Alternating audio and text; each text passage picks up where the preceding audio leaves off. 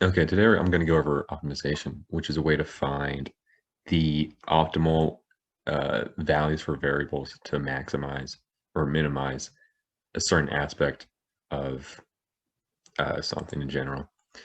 And so we can find this by A, considering the given equation. It could be x times y equals so and so. And then we're going to try to find a linking equation that uses the terms given in the first equation and relates them to the value we're trying to find.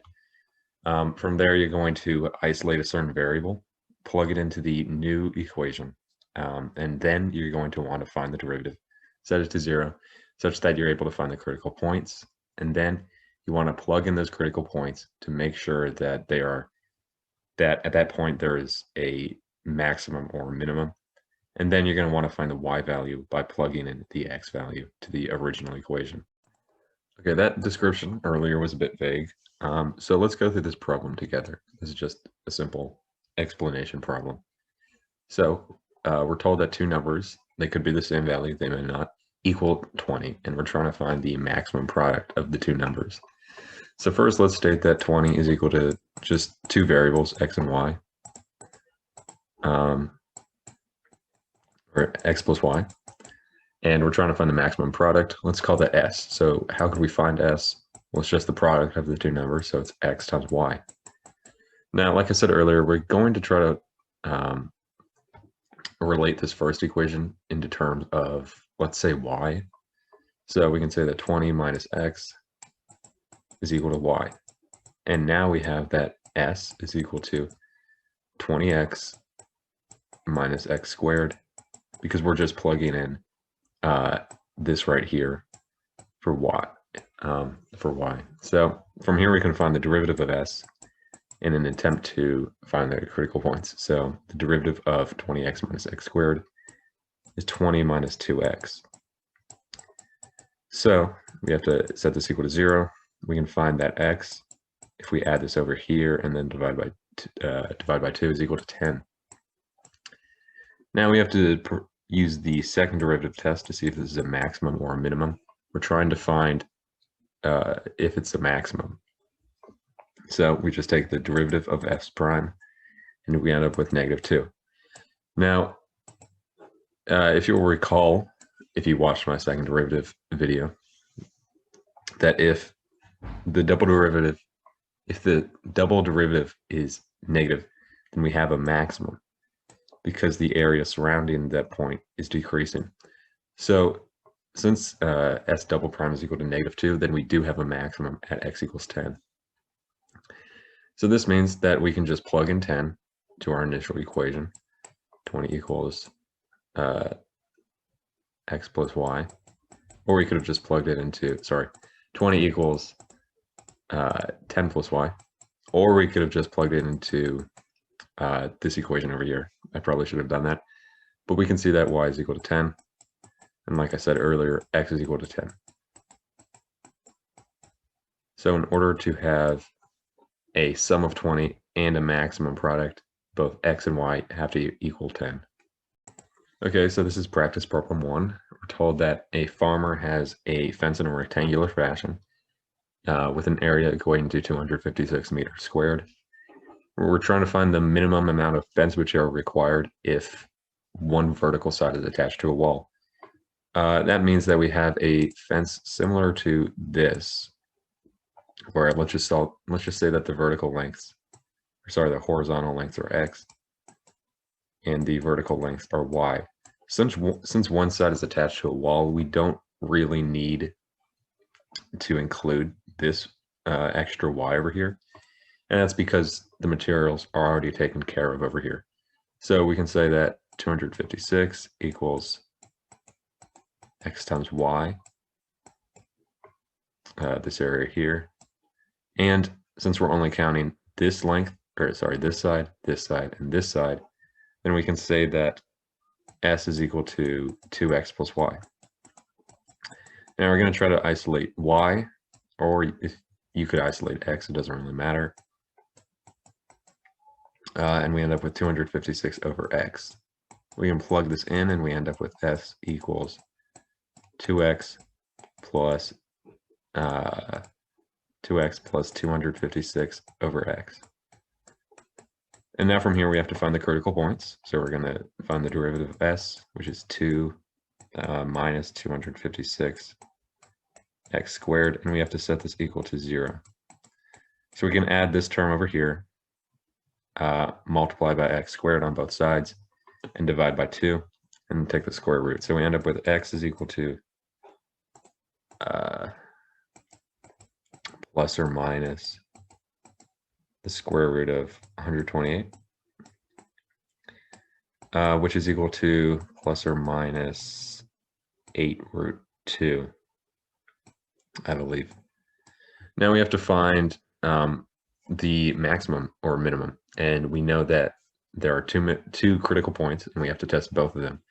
So we're going to find the double derivative, which ends up being 512 x cubed. And you can clearly see that if, I should write this out, if f is equal to negative 8 root 2, then s double prime is clearly going to be negative, because if you cube negative 8 root 2, if you cube a negative, you're going to end up with a negative. And if you have a positive over a negative, that's clearly negative. So so s double prime is less than 0.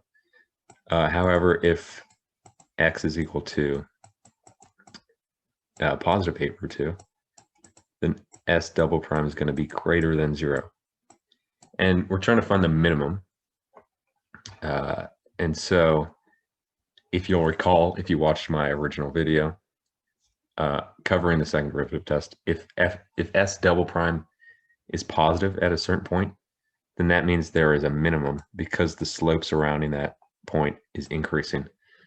So if we're trying to find the minimum, then x is equal to root 2 at that point. And we have to plug this into the original equation. So 256 over, I should say, we should plug this into this equation over here in terms of y. And we end up with 256 over 8 root 2. So y is equal to 32 root 2. So if we're trying to find the minimum fencing required to construct a fence of 256 meters squared, if one side is not necessary or not counted with the other materials, then two sides have to be 8 root 2 meters, and the other side has to be 32 over root 2 meters. Okay, this is practice problem 2. I did not make this problem. I'll put a link showing where I found it. But first, let's just go over the problem. This question is saying that there's a company designing a cylindrical can that holds 475 cubic centimeters of fluid. What are the dimensions of the can that would require the least amount of material? So let's draw a diagram describing what's going on. Let's say that this has a radius of r and and a height of h. And those are the two dimensions that we're trying to solve, because those are really the basis of all the dimensions of a cylindrical can. And it's telling us that it has a volume of 475 cubic centimeters. The volume of a can is pi r squared times height. And we're trying to find the least amount of materials that can be used, and which in this case would just be the surface area. So we're going to say that S is equal to,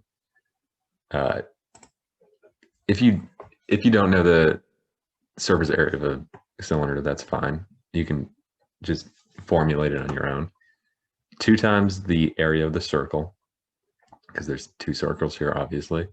So 2 times pi r squared plus the lateral surface area, which is going to be 2 pi r times height. You can isolate the initial equation into terms of either radius or height. I'm just going to go with height. So height is equal to 475 over pi r squared we can plug this into our initial equation, and we end up with the surface area is equal to 2 pi r squared plus 950 over r, and that's just because we plugged 475 over pi r squared into h in the into our initial surface area equation. And from here we're going to find the derivative, obviously in terms of r.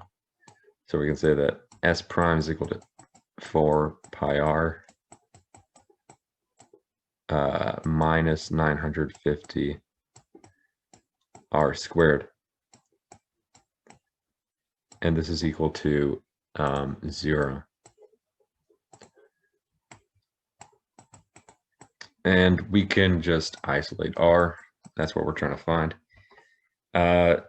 And we can set it equal to the cubed, sorry, oh god,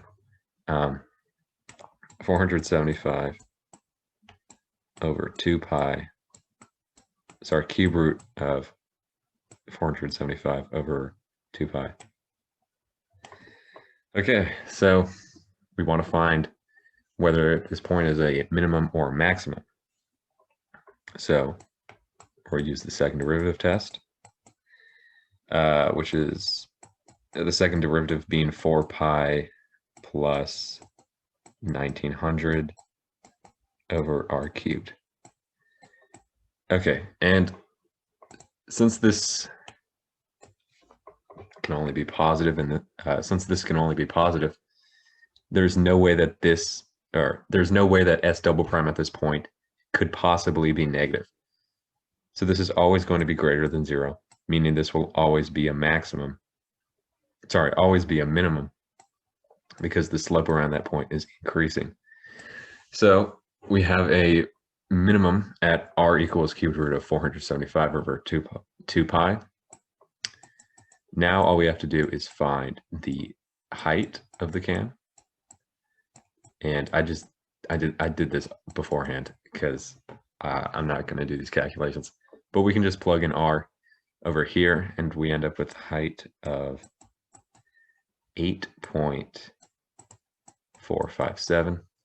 And those are the dimensions required for the least amount of material. Those are the dimensions required for the least amount of material, assuming that the volume is 475 cubic centimeters.